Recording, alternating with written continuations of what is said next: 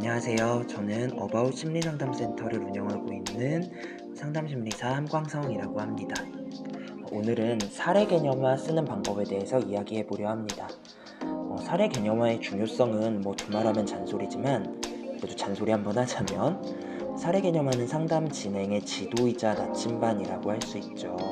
그래서 사례 개념화가 없이 상담을 진행한다는 건 처음 가보는 목적지에 내비도 지도도 없이 무작정 출발하는 것과 다르지 않아요.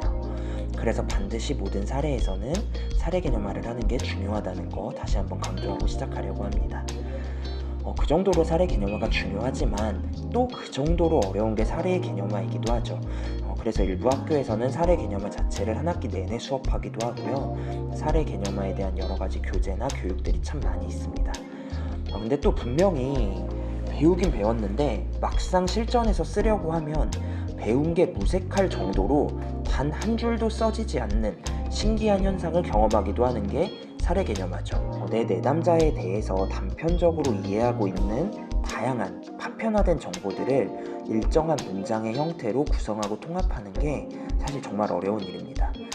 그래서 오늘은 이 사례 개념화의 내용을 어떠한 형태로 기술하는 게 좋은지에 대해서 속성으로 말씀드리고 제가 실제로 그 틀에 맞추어 사례 개념을 쓰는 모습을 보여드리려고 합니다.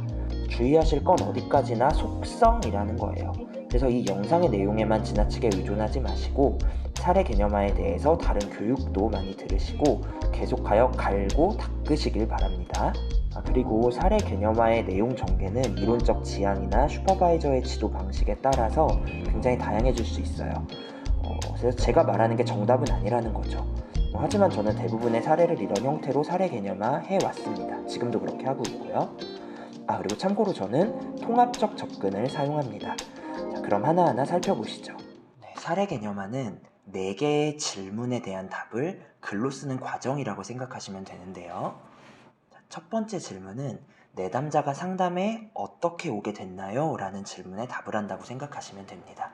그래서 사례 개념화의 첫 번째 단락에서는 내방 경위, 주 호소 문제가 쓰여집니다. 예컨대 내담자는 뭐뭐뭐해요 내방하였다. 내담자의 현재 어려움은 어떤 것이다. 이런 내용들이 기술이 되게 되는데요. 제가 실제로 한번 써보겠습니다. 자, 지금부터 제가 제 머릿속에 어떤 가상의 사례를 가지고 사례 개념화를 써볼 건데요. 좀 전에 봤던 그 첫 번째 단락 내방 경위와 주호소 문제에 대해서 제가 한번 써보겠습니다.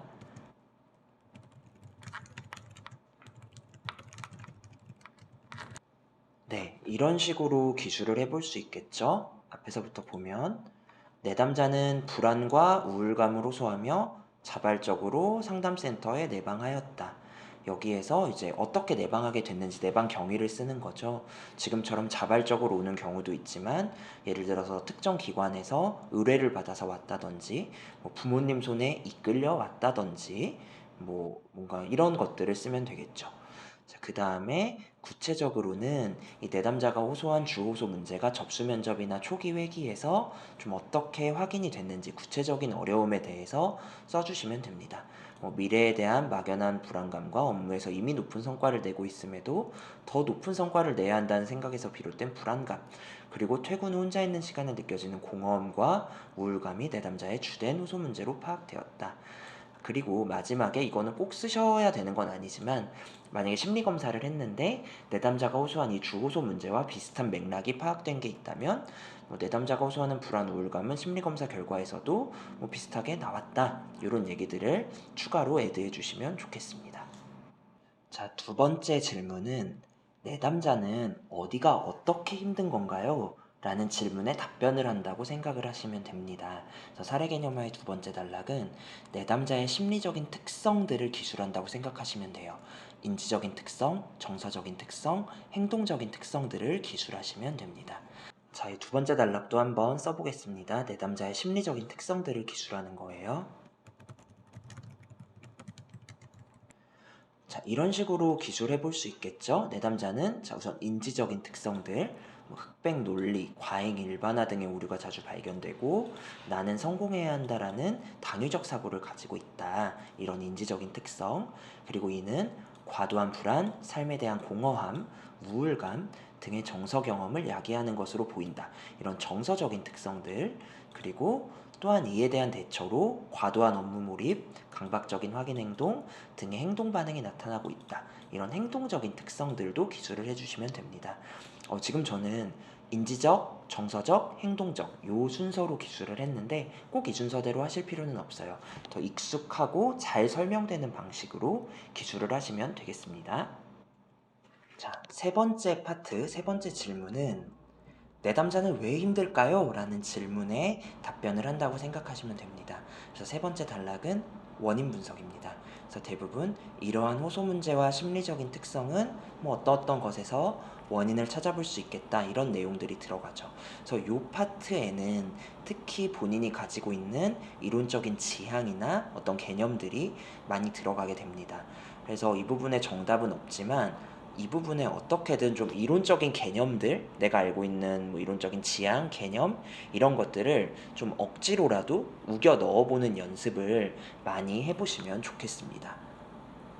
자, 한번 써보겠습니다.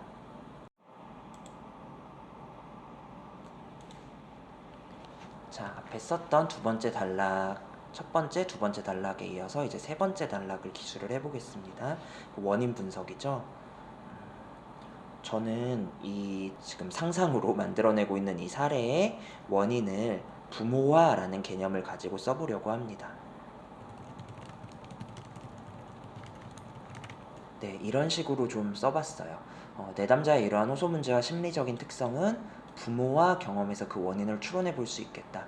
이건 어디까지나 샘플이니까 부모화가 돼도 좋고 뭐가 돼도 좋고 여러분들이 이 사례에서 좀 생각해 볼 수 있는 이론적인 개념, 특성들을 써주시면 좋겠습니다. 그래서 예컨대 내담자는 성장 과정에서 폭력적이고 가정에 소홀했던 아버지, 심리적으로 취약하여 내담자에게 정서적으로 의존했던 어머니, 나이 차이가 많이 났던 동생과 함께 커오면서 가족 내에서 부모의 역할을 자녀가 대신하는 부모와 경험을 자주 해온 것으로 보인다. 이런 내용들을 쭉 기술을 하는 거죠. 그리고 또 한 가지, 만약에 심리검사 결과에서도 좀 원인으로 추론해 볼 만한 것들이 있다면 마지막처럼 이렇게 이러한 패턴과 더불어 심리검사 결과상 확인되는 불안에 취약한 기질적 특성 역시 내담자의 호소 문제에 영향을 미친 것으로 사료된다. 이런 식으로 기술을 해주시면 됩니다. 그리고 사실 사례개념화라는 것이 결국에는 가설이잖아요. 가설이기 때문에 굉장히 단정적인 표현들은 최대한 지양하셔야 되고 굉장히 조심스러운 표현들을 많이 쓰셔야 돼요.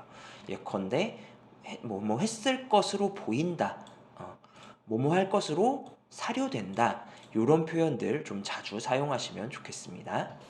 마지막 네 번째 단락에 해당하는 질문은 이거예요. 상담 어떻게 하실 건가요? 라는 질문에 답변을 한다고 생각을 해보시면 되겠습니다. 그래서 상담의 방향성을 기술을 하시면 됩니다. 그래서 이에 상담에서는 무엇을 하고자 한다 라는 내용이 들어간다고 생각하시면 돼요. 이 부분에서 목표와 전략이 아주 상세하게 드러날 필요까지는 없고요. 대략적인 방향성, 그리고 어느 부분에 초점을 맞출 것인지가 들어가면 된다고 생각하시면 되겠습니다. 자, 이것도 한번 써보겠습니다. 네, 앞에 썼던 단락에 이어서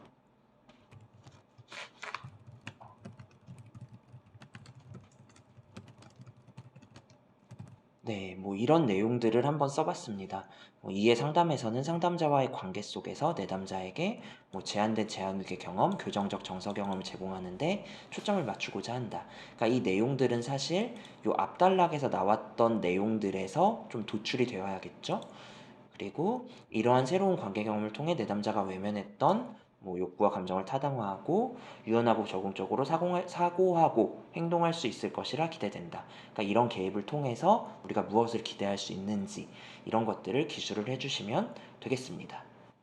그래서 대략 이 정도 내용을 쓰면 보통 A4지의 한 3분의 2 정도, 절반에서 3분의 2 정도 분량이 차게 되는 것 같아요.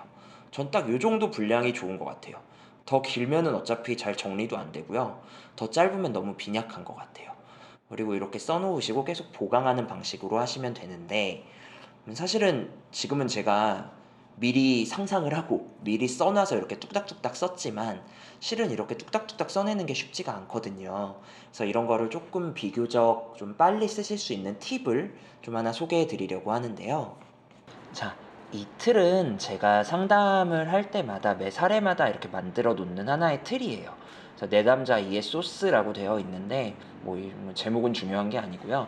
그래서 앞서 봤던 그 사례 개념화의 틀에 맞춰서 이런 표를 하나 만들어 놓고요. 상담을 하다가 그때그때 보고되는 내용들 중에 이 틀에 들어갈 만한 내용들이 있으면 그때그때 넣는 거예요. 예를 들어서 뭐 상담 신청서 상에 보니까 신청서를 받아서 보니까 이런 내용들이 있더라. 우울, 불안감을 해소하고 싶다.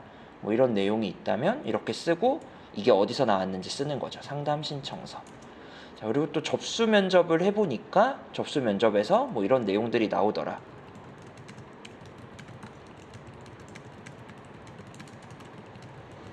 그리고 또 회기를 하다가 보니까 또한 뭐 2회기쯤 가보니까 이런 생각들에 대해서 보고를 하네. 나는 반드시 성공해야 한다. 이러면 이렇게 쓰고 2회기 이런 식으로 기록을 해놓는 거죠. 그래서 이런 것들을 다 이제 쌓아 놓으면은 어떤 모양이 되냐면 예컨대 뭐 이런 식의 모양이 나오는 거죠. 그래서 제가 미리 한번 써놔 본 거예요. 아까 그 가상의 사례 가지고 뭐 접수 면접에 보니까 이런 내용들이 나왔고 검사 결과 보니까 인지 기능이 높네 이런 거 이제 여기다가 이렇게 써주셔도 되고 또 뭐 예를 들어서 보고서를 제출할 때마다 검토하는데 시간이 너무 많이 걸린다 이런 얘기를 3회기에 했다면 이것도 이제 행동적인 특성에 넣어 놓을 수 있겠죠. 그리고 이제 이야기를 듣다 보니까 이런 중요한 정보들이 있네. 기질적으로 불안에 좀 취약하고 어머니는 늘 나에게 의존했다라는 내용이 접수 면접이나 문장 완성 검사에서 있었다면 이 내용도 이 파트 3 부분에 넣어 놓는 거죠. 그래서 뭐 1회기 때 아빠와 진지한 얘기를 해본 적이 없다 뭐 이런 얘기도 있다면 1회기 때 이렇게 넣어 놓는 거고요. 엄마가 우울증이 있었다라는 이런 얘기도 접수 면접에 있었다면 원인 분석에 넣어 놓는 거죠. 여기에 쓸 때는 아까 사례 개념화에 쓸 때처럼 잘 정리된 말로 쓰지 않고 그냥 이렇게 막 넣는 거예요. 그냥 들은 대로. 이렇게 잘 넣어놓으면 이 내용들이 소스가 돼서 나중에 사례 개념화를 쓸 때 되게 빨리 기술할 수 있게 되는 거죠. 마지막으로 다시 한번 말씀드리지만 사례 개념화는 머리로 이해하는 영역이라기보다는 직접 해보면서 갈고 닦아야 하는 영역이에요. 그래서 계속 써보셔야 하고 쓸수록 실력이 분명히 늘어납니다. 그리고 안 쓰면 실력이 안 느는 것도 당연한데 그냥 사례 개념화를 안 쓰고 상담하는 것 자체가 습관이 돼버릴 수가 있어요. 그러면 그게 제일 큰 문제거든요. 그러니까 엉성하게라도 꼭 사례 개념화를 매번 써보는 습관을 들이셨으면 좋겠습니다. 자, 오늘 내용 이외에도 수련 과정에서 도움받고 싶은 점이나 궁금하신 점은 댓글로 남겨주시고요. 좋은 상담사가 되기 위해 오늘도 힘든 길을 걷고 있는 선생님들을 늘 응원합니다. 오늘 영상은 여기까지입니다. 감사합니다.